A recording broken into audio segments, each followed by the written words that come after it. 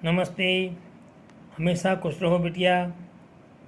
Ayurveda faculty doctor Sushil Kumar Sharma दिनचर्या नामक अध्याय के बारे में बताने जा रहा हूँ।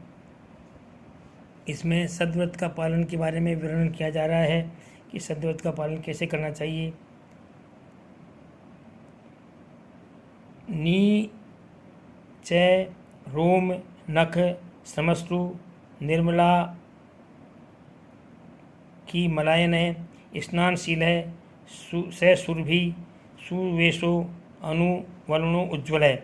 मतलब इन्होंने बताया कि आपको किस प्रकार से रहना चाहिए। उसके लिए है कि रोम जो है आपके शरीर में, रोम जितने भी रोम नख और दाढ़ी मूछ को कटवा कर रखना चाहिए। मतलब रोम ऐसा शरीर में ऐसा भी नहीं हो सारे शरीर में रोम ही रोम दिख रहे हों, तो रोमों को साफ करना चाहिए। नख और दाढ़ी मूछों को साफ रखना चाहिए। इससे व्यक्ति थोड़ा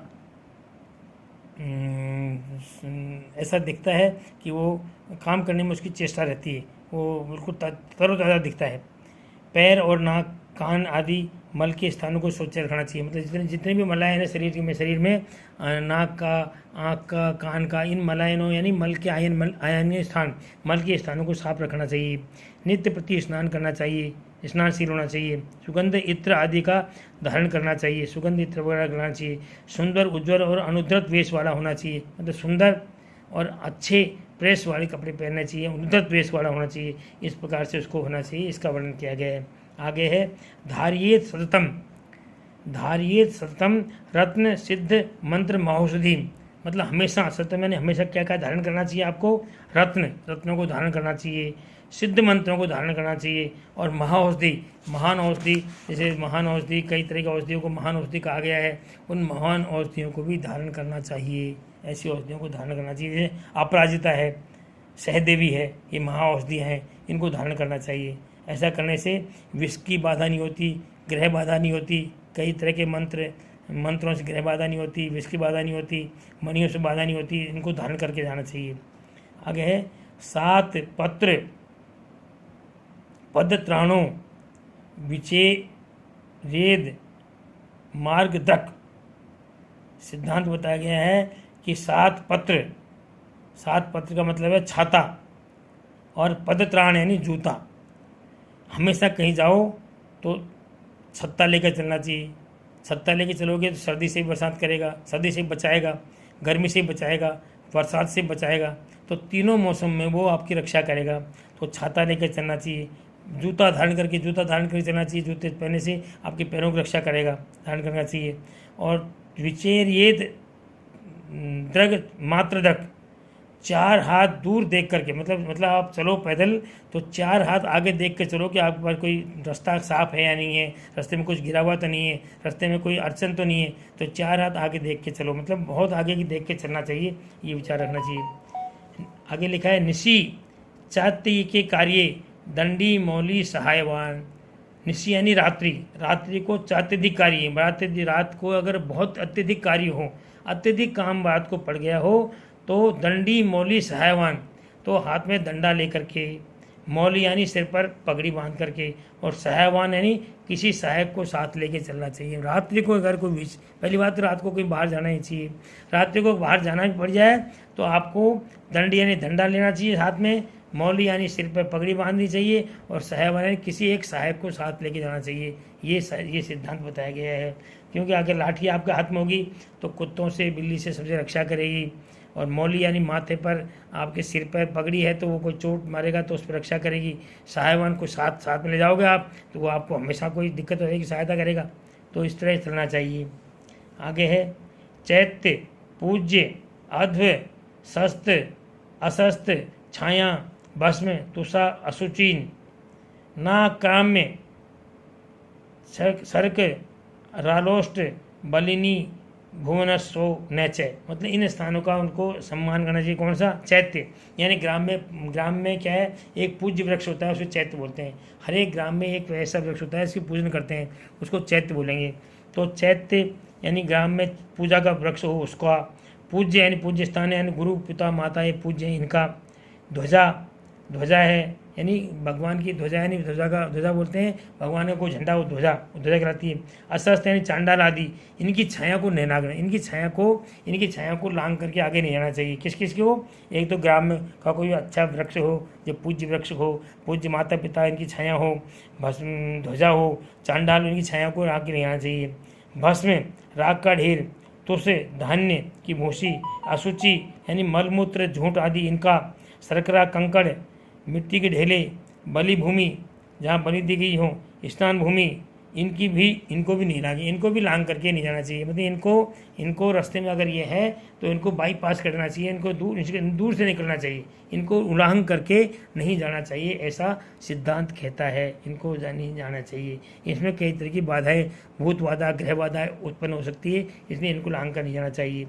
आगे है नदी तरेन बाहुभ्याम, नदी को तैरकर, बाहुओं से तैर कर नहीं जाना चाहिए। वैसे तो तैरना तो बाहुओं से होता है, लेकिन इसमें कहा है कि नदी को तैर के नहीं जाना चाहिए। उसमें कोई नाव है तो नाव से जाना चाहिए, या फिर नदी के नीचे रुकने का इंतजार करना चाहिए। नदी को तैर के, क्योंकि पानी का कोई पता नहीं पानी किस तरह ले जाए, इसलिए नदी में तैर करके नहीं जाना चाहिए।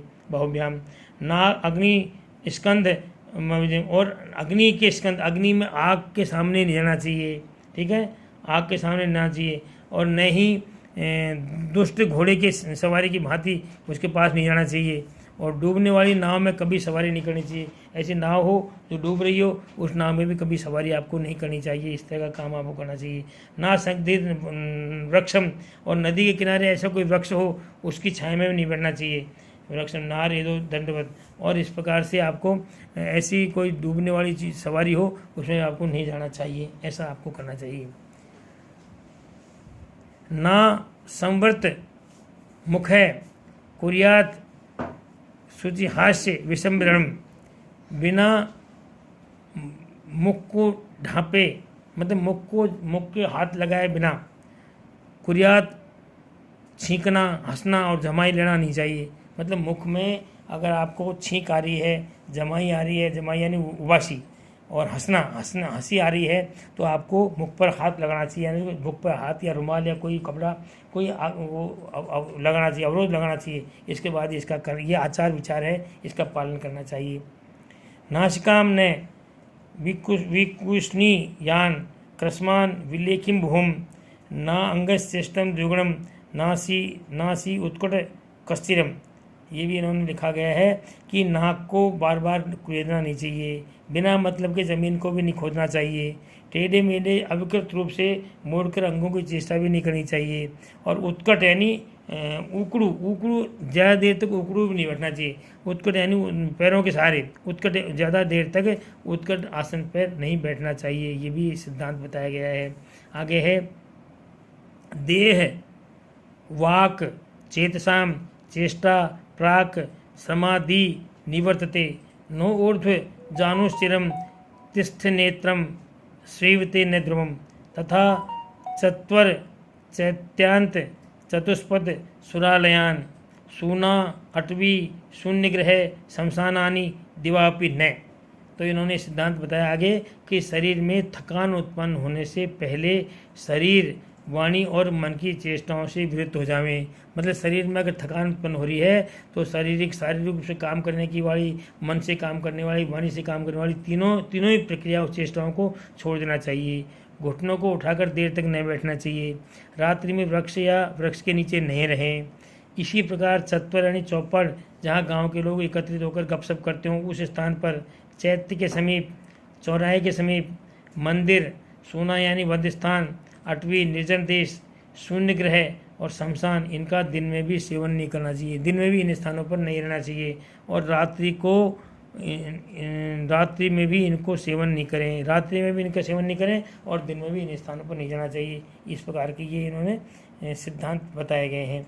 आगे है सर्व थे क्षते नादित्यम न भारम शिरसा वहेत, ने क्षेते सततम सूक्ष्म दीप्ता मेधा प्रियाणि च। सर्व एकक्षते नादित्यम मतलब आदित्य यानी सूर्य को हमेशा सीधा सामने से नहीं देखना चाहिए। सूर्य को किसी प्रकार से भी सामने से दर्शन नहीं करें। सूर्य का दर्शन करें तो बहुत ही दूर, मतलब किसी आहट के साथ, मतलब किसी ओट के साथ दर्शन करें, साक्षात सूर्य का दर्शन नहीं करें, नहीं देखना चाहिए सूर्य को। न भारम शीर्षा वेद, और भार को सिर पर नहीं उठाना चाहिए, कोई भी भार ज़्यादा हो, वजन हो, उसको सिर से नहीं उठाना चाहिए। नेक्षते प्रथम सूक्ष्म, और निरंतर सूक्ष्म और चमकदार, निरंतर सूक्ष्म वस्तु को और चमकदार वस्तु को नहीं देखना चाहिए, इससे आंखों की दृष्टि कमज़ोर होती है, निरंतर नहीं देखना चाहिए। और आगे लिखा है अपवित्र और अपवित्र अप्रिय वस्तु को भी ज़्यादा देर तक नहीं देखें, अप्रिय वस्तु हो और अपवित्र वस्तु हो, इनको भी अधिक देर तक नहीं देखना चाहिए। इस प्रकार की चेष्टाओं से दूर रहना चाहिए, इससे आँखों की दृष्टि कमज़ोर होने की वो रहती है, इसलिए इनका ध्यान रखना चाहिए। मध्य विक्रय संधान आदि नादि नाचरित, और इसके लिए लिखा है कि मध्य का बेचना, मध्य का खरीदना, मध्य का संधान करना यानी उसे तैयार करना, और मध्य का दान करना, ये नहीं करना चाहिए। मध्य यानी शराब, मतलब शराब को न तो आप खरीदना चाहिए, न आपको उसको दान करना चाहिए, न उसको बेचना चाहिए, न उसको खरीदना चाहिए, और न उसका संधान यानी उसको बनाना चाहिए। तो मध्य के बारे में ये बताया कि इसका किसी प्रकार से कोई आपको काम नहीं करना चाहिए।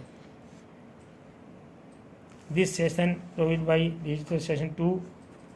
I hope you are satisfied by digital lesson. If you have any query, please mention it comment box. I will resolve it. Thanks.